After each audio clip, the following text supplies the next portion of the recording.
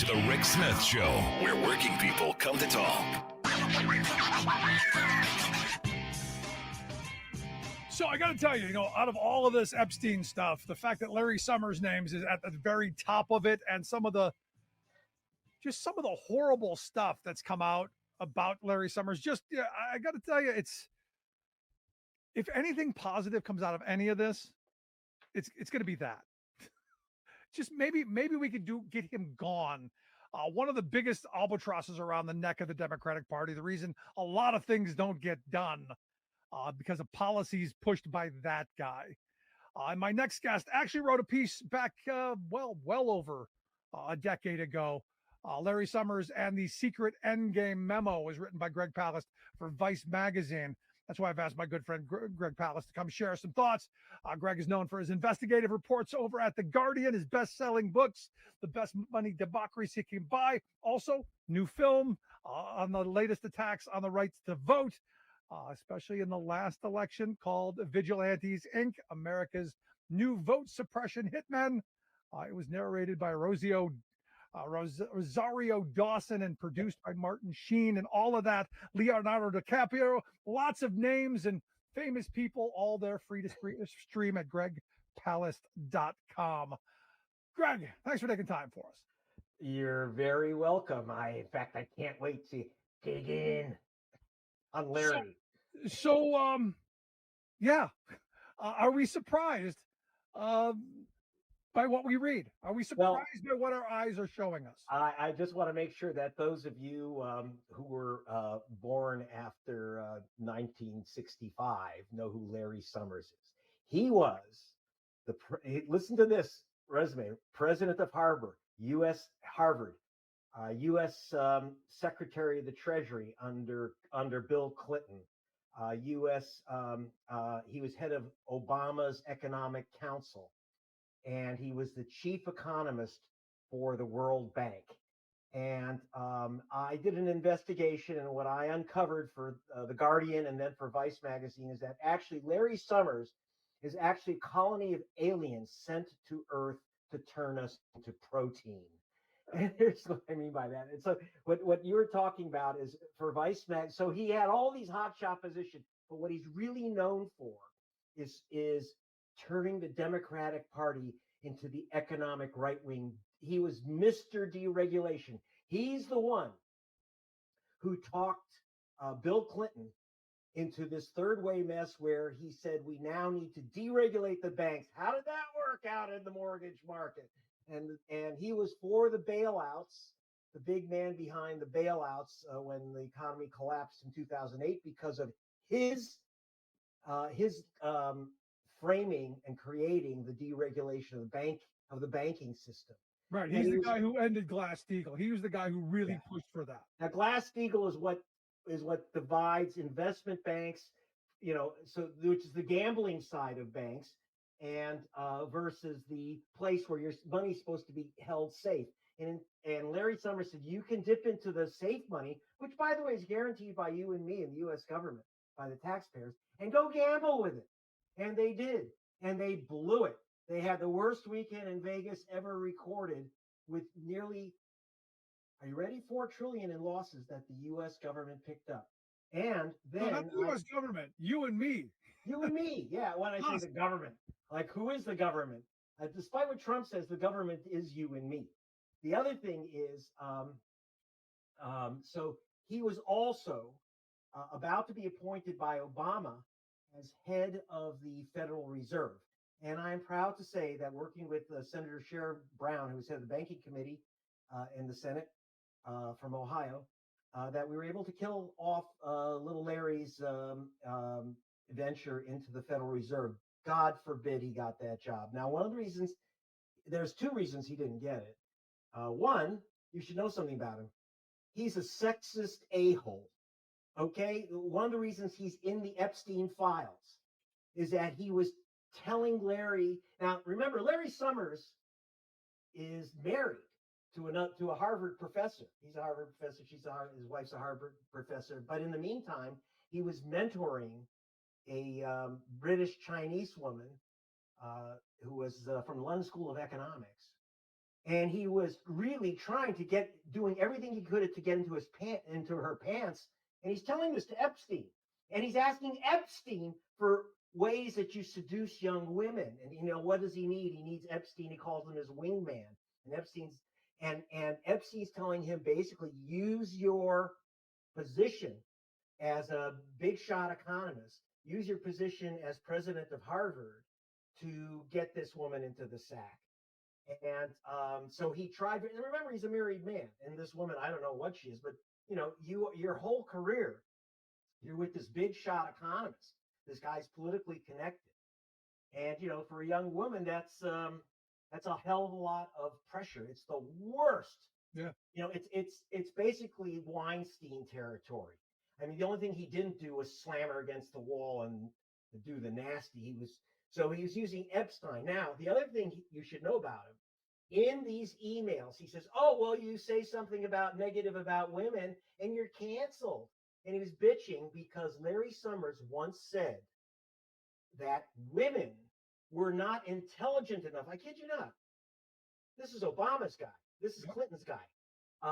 He said, women are not intelligent enough for the sciences and economics, not intelligent enough for economics. And you know what thrilled me? When we stopped him from getting the Federal Reserve chairmanship, it went to a woman, Janet Yellen. And so that was very, very No, satisfying. that is satisfying. But here's my problem. Here's a guy who was supposedly guiding the Project 2029 plan that the Center for American Progress is trying to put as an answer to the Project 2025 plan.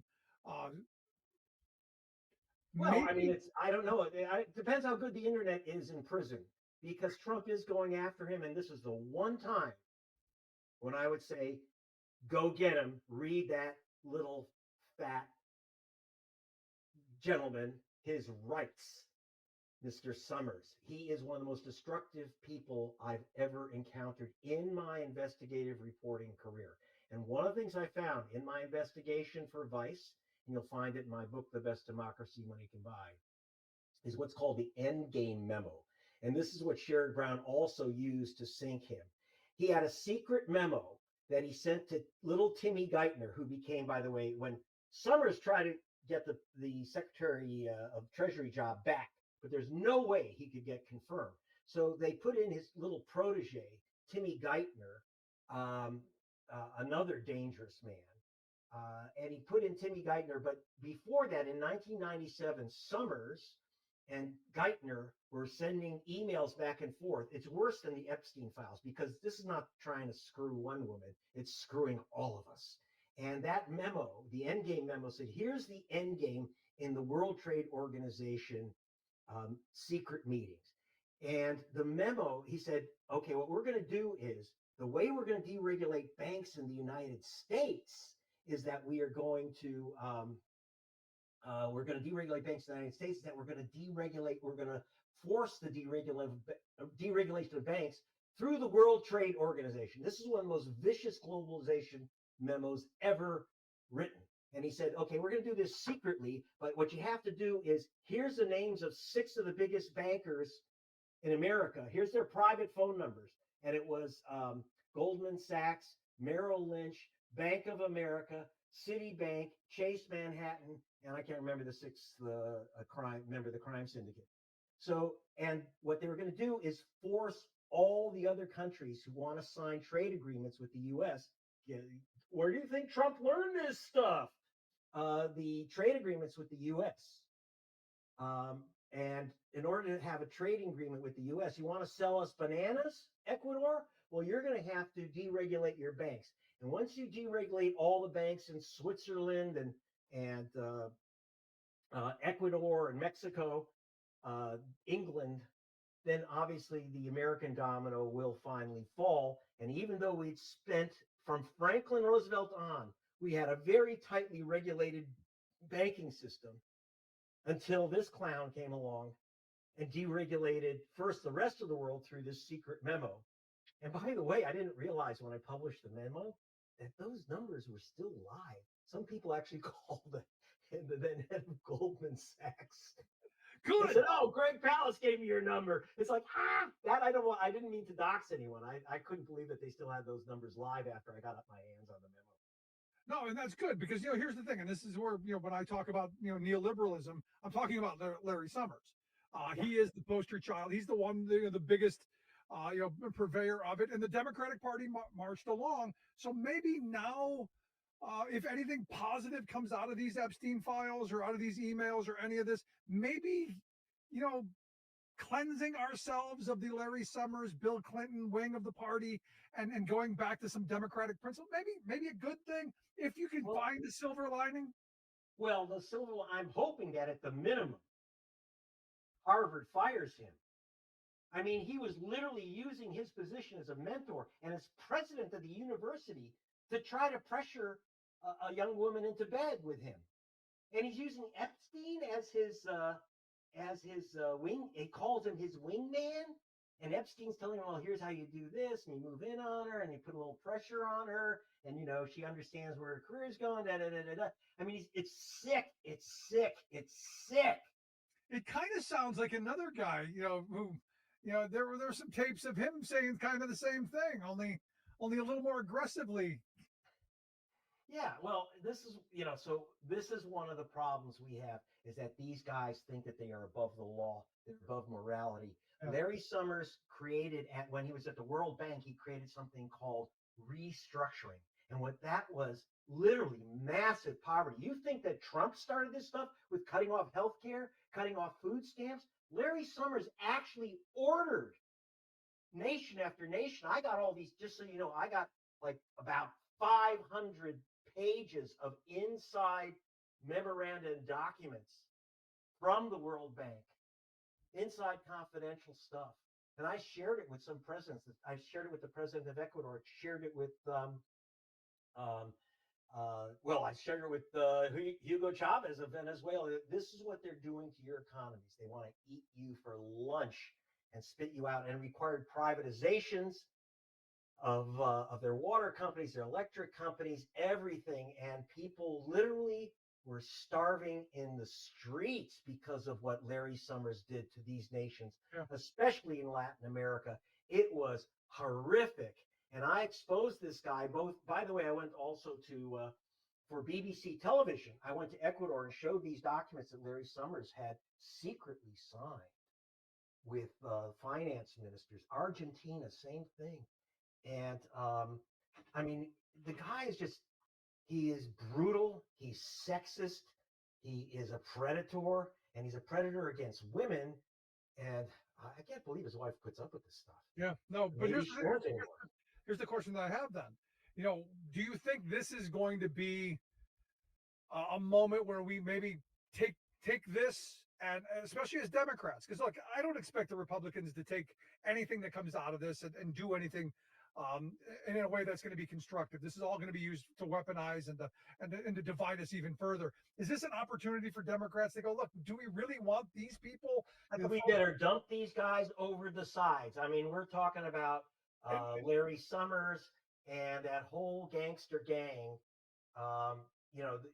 We better not start making up excuses, because that's exactly what Trump wants to hear. We got to get this guy out of the party because he is violating. Look, we just had Democrats finally win some elections. The last thing we need is someone who said, "Oh, well, listen, here's my credentials. We bailed out the banks. We didn't." He talked, by the way, Obama. He talked Obama out of having a moratorium on foreclosures of homes. 5 million people lost their homes under Obama. So if you think Trump is bad, he hasn't taken away 5 million homes yet. He's not anywhere close to the damage that Obama did to our economy.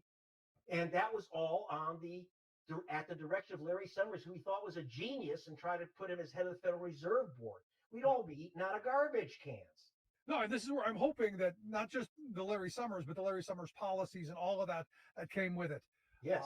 And I saw, you look at New York City, you had Zohran Mamdani win as mayor. I now see a story of Lena Khan, the former FTC head, now looking to work with him to use the mayor's office to do some stuff. So is it possible that in this moment, maybe some of the Trump stuff Democrats figure out how to use in a way that makes people's lives better, as opposed to what we've been seeing so far?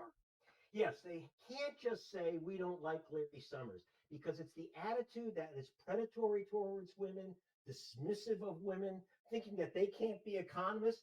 Well, I'm sorry, Janet Yellen was a damn good Fed chief when Trump fired her, and then put in that schmuck Jay Powell, and now he's crying. You know, if he had Yellen still in, we'd have lower interest rates. So screw you, Mr. Trump, and screw you, Mr. Larry Summers. And I don't mean that in the way that you're looking forward to with Mr. Epstein.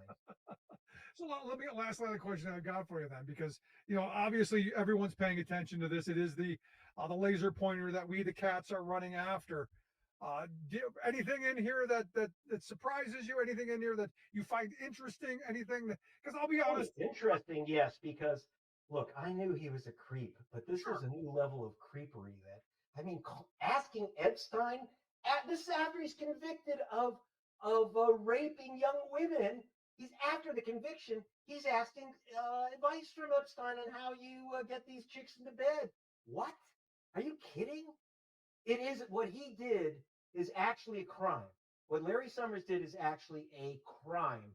You cannot use your position to try to get sexual favors from someone who works for you. When that is actually a crime. Ask Mr. Weinstein. You don't actually have to go all the way with them. And if Harvard keeps him on, shame on you, Harvard. After how many things has this man done? And you keep him on? What? Because he gets you invited to Bill Clinton's parties on Epstein's jet? Yeah. What? Are you surprised? Surprised that Clinton wasn't on the island? It's one of the, I'll be honest, it's one of the things that's kind of surprising to me. Because you know what? I think Bill Clinton sometimes is smarter than people think. Yeah. But Larry Summers, he's one. And also, by the way, he's financially creepy. He got involved in these peer-to-peer loan sharking deals. I mean, the consumer, we've just lost the consumer product, the Consumer Finance Protection Board. Yeah. And exactly the stuff he was doing is what the board was trying to stop. Just loan sharking through the internet. And Summers made like $5 million off this. And, I got to tell you, Joe Stiglitz, who won the Nobel Prize, who was head of Clinton's Council of Economic Advisors, well, he said he was sitting around with Clinton and Larry Summers, and they were talking policy. And Larry Summers kept saying, and Robert Rubin was there too, kept saying, well, what will Goldman think about this? What will Goldman think about this? And finally, Joe Stiglitz, Nobel Prize winning economist, said, why do we care what Goldman Sachs thinks about our policies? Why are we asking them to prove our policies? They literally gave Goldman veto power. That's Larry Summers. That's Larry Summers. So for me, the minimum out of this, as you pointed out, Harvard gets rid of him, and the rest of the Democratic establishment gets him away from any response. You got to be a pariah. If I were any Democrat, I would make sure that I'm in no room where I could have a picture taken with that little schmuck. I'm telling you. He's dangerous. Me and the FCC very happy you held your tongue there. But Greg, as always, I appreciate the time. The website, gregpalast.com, highly suggested. Make sure you check out his old article on the secret memo, Larry Summers, and the secret endgame memo at gregpalast.com. Greg, thanks so much, man. Appreciate it. You're very welcome, Rick. Thanks. Our good friend, Greg Palast. Again, gregpalast.com. Check out the website. Got to take a quick break. Right back. Want to hear your thoughts? Email me, rick@thericksmithshow.com. Is this the purge moment? And will Democrats listen? Back after this.